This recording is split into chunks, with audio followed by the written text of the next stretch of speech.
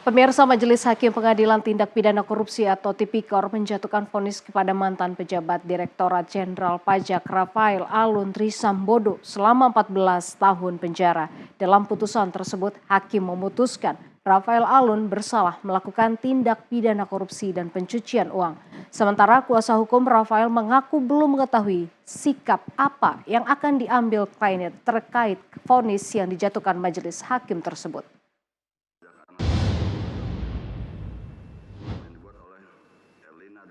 Menyatakan terdakwa Rafael Alun Trisambodo tersebut di atas telah terbukti secara sah dan meyakinkan menurut hukum bersalah melakukan tindak pidana korupsi sebagaimana didakwakan pada dakwaan ke-1 pasal 12B junto pasal 18 Undang-Undang RI nomor 31 tahun 1900 terhadap terdakwa Rafael Alun Trisambodo tersebut di atas dengan pidana penjara selama 14 tahun serta denda sebesar 500 juta rupiah jika tidak dibayar diganti dengan pidana penjara selama 3 bulan. Setelah sempat ditunda, Majelis Hakim Pengadilan Tipikor melanjutkan sidang korupsi dengan terdakwa mantan pejabat Direktorat Jenderal Pajak Rafael Alun Trisambodo Senin sore.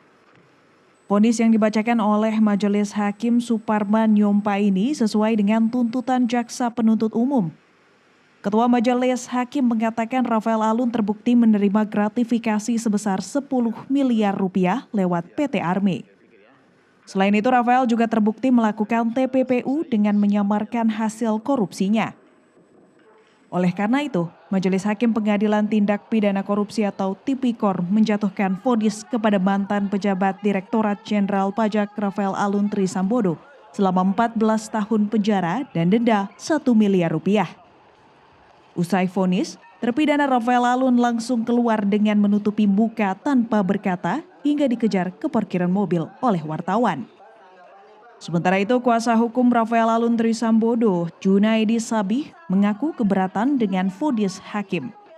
Ia juga mengaku akan menyerahkan keputusan terkait banding atau menerima vonis tersebut kepada ayah Mario Dandi itu. Tugas kami sebagai kuasa hukum tuh adalah mendampingi dan mendukung apapun yang diputuskan oleh klien kami. Jadi banding itu adalah menjadi hak daripada klien kami. Apapun yang diputuskan kami akan dukung gitu ya. Dan dalam kaitannya dengan hal tersebut juga kami akan sampaikan beberapa hal yang sebandingkan antara putusan dengan pertimbangan dalam pledoi kami yang nanti akan kami sampaikan kepada Pak Alun sebagai bahan untuk beliau pikir-pikir dalam waktu 7 hari untuk mengajukan atau tidak mengajukan banding.